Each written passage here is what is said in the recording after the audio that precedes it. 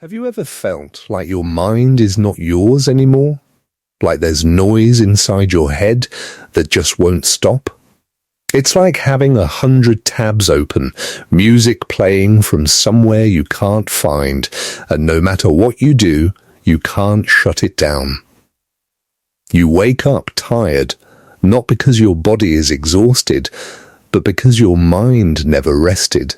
Thoughts from yesterday, mistakes you replay again and again, conversations you wish you handled differently, and then suddenly your brain jumps to the future. What if this goes wrong? What if I fail? What if I'm not enough? And just like that, you're trapped.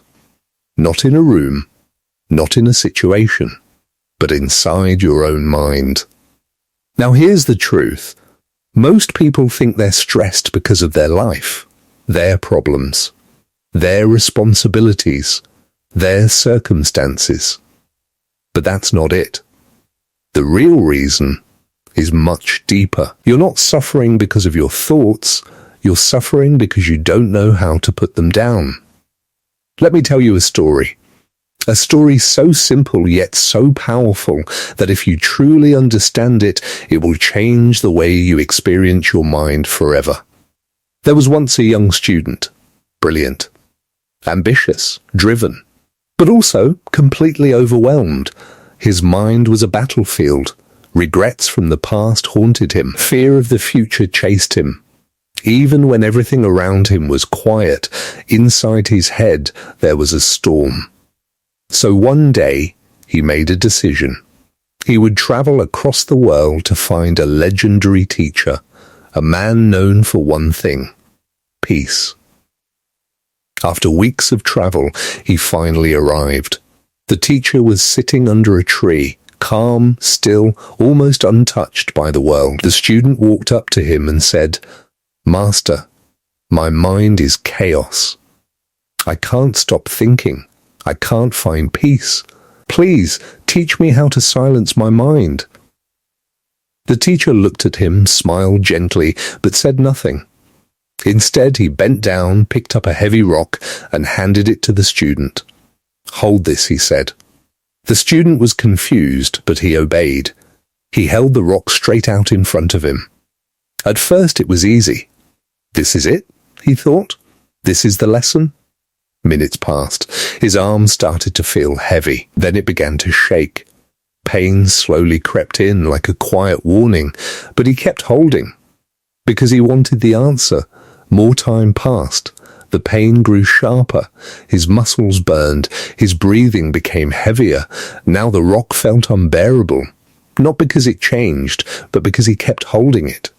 Finally, he couldn't take it anymore. He dropped the rock. Stepped back, breathing heavily, frustrated. "Why did you make me do that?" he asked.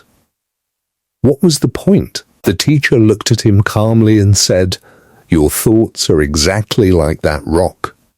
The student froze. Hold a thought for a second, and it has no power over you. Hold it for minutes, and it starts to feel heavy. Hold it for hours, and it begins to hurt. Hold it for days, and it will break you. Silence. The student slowly looked down at the rock, as if seeing it for the first time, and in that moment, something clicked. But here's where most people get it wrong. They hear this, and they think the solution is simple. Okay, I just need to stop thinking. But that's the biggest mistake. Let me prove it to you. Right now, don't think about a pink elephant. Don't imagine it.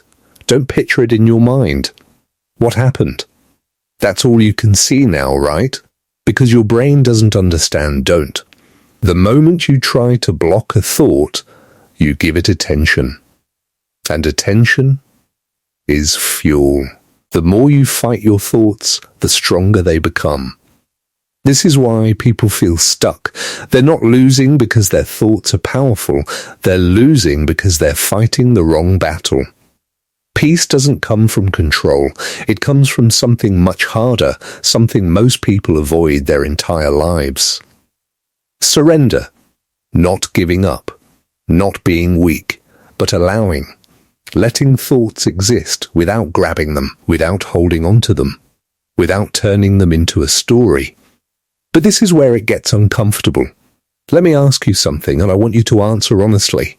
When was the last time you sat in complete silence? No phone, no music, no distractions, no escape, just you and your thoughts. If that question makes you uneasy, that says everything. Because most people are not afraid of being alone. They're afraid of being alone with their own mind, so they distract themselves, scroll, watch, listen, anything to avoid that silence. But that silence is not your enemy. It's where the truth lives. Back to the story. The student, now shaken, asked, "Then how do I stop holding the rock?"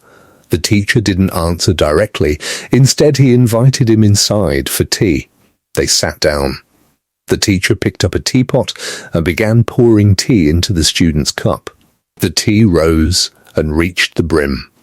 But the teacher didn't stop. He kept pouring.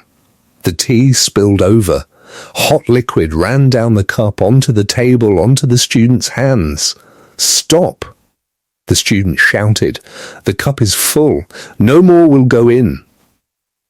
The teacher calmly placed the teapot down, looked him in the eyes and said, "You are like this cup. You come to me asking for peace, for clarity, for answers, but your mind is already full.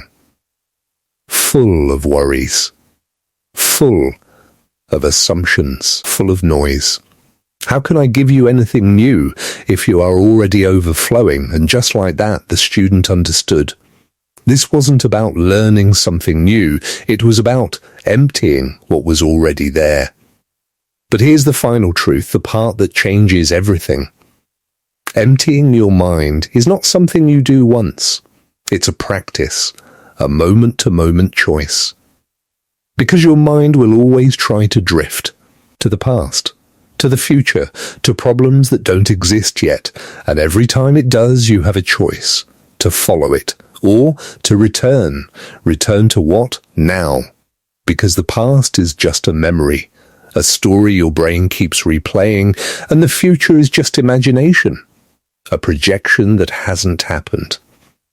But this moment, this exact second, this is real.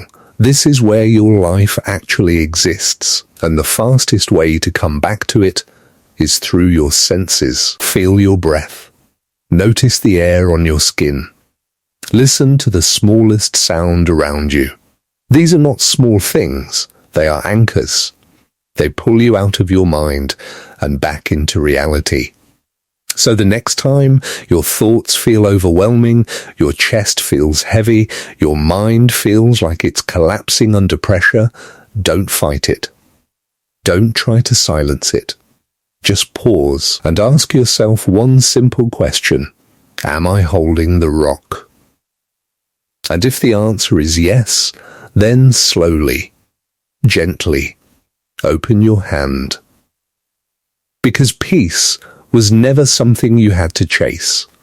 It was something you were holding away this entire time. And the moment you let go, you don't find peace.